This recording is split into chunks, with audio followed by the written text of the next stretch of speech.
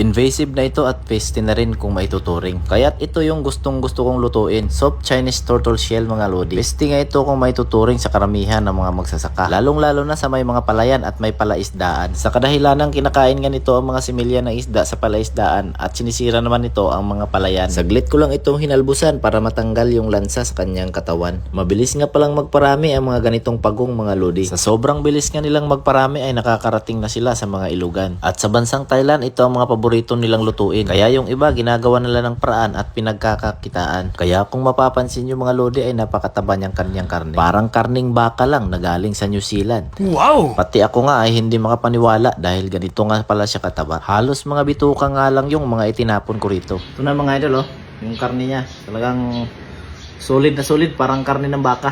Yan, oh, grabe.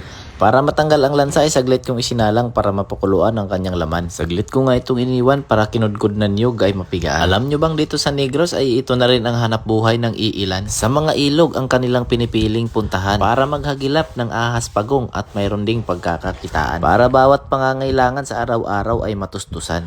Alam nyo bang dito sa amin ang bintahan ay meron ding kamahalan? 250 to 300 pesos nga sapat na sa isang kiluhan. Nang matapos pakuluan at mahugasan ng laman, ito na ang hudyat para mga laman ay ilagay sa ginisang sibuyas, bawang at luya para magkaroon ng aroma. Binudbura ng paminta pang patibay ng lasa. Sa toyo ng hiram ng lasa at di mawawala ang suka sa adobo na may bitsin papatimbang ng lasa. Shoutout ka pala kay Ma'am Aiza B. Magayon Claridad. Lagi ang nanonood simula umpisa. Nang bahagyang matuyuan ay gata naman ang isinunod na isinalang. Hindi rin mawawala ang siling maanghang, pampagana sa pagkainan. Nagdagdag na rin ako ng konting asin para sa insaktong lasa. Takpan lang natin at iwanan hanggang matuyo ang kanyang sabaw. Shoutout nga pala sa lahat ng nanonood, saan mang sulok ng mundo. Kung umabot ka sa part na to, pwede ka bang mag-comment kung saan kang lugar na nanonood ngayon. Gusto ko lang kasing malaman kung hanggang saan umabot ang video na to. Malay mo, ikaw na yung susunod na isa-shoutout ko. Ilang saglit na lang ay malapit na itong maluto mga lodi. Kapag ganitong itsura at nagmamantika na ay pwedeng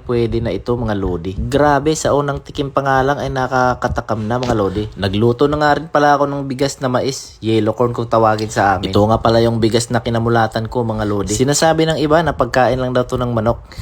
Hindi kasi nila alam na may bigas din pala sa mais. Alam nyo bang napakasustansya ng bigas ng mais? At mas matibay ito sa busog sa tiyan kaysa bigas ng palay. Pero sanayan lang din dito dahil kapag hindi ka sanay dito, sigurado kakabagin ka nito. Nasanay kasi kami sa probinsya noon, ang bigas namin ay bigas ng mais mga lodi. Ito yung bigas na aking kinamulatan. Luto na pala ang ating adobong ginataang pagong mga lodi. Itsura pa lang ay napakasarap ng lantakan. Tapos partneran mo nitong 24 carats na kanin, ay napakasarap. At syempre panulak na San Mig Light mga lodi. Sarap na ulam. Di pulutan. Tay nga, tay. Sabay light yun, ang sarap na.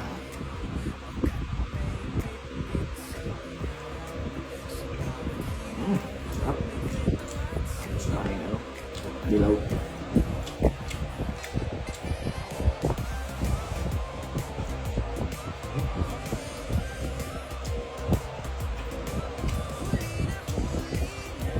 Lambot atay.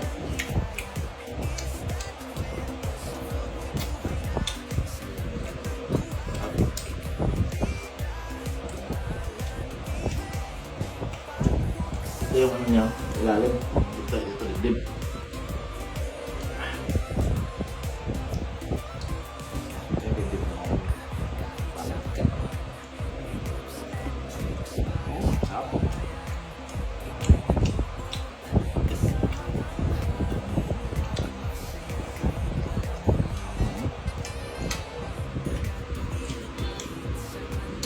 Malasang malasa.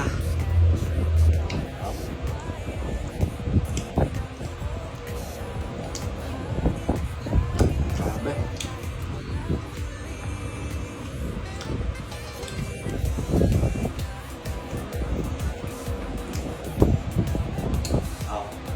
Ito yung ano niya, yung shell.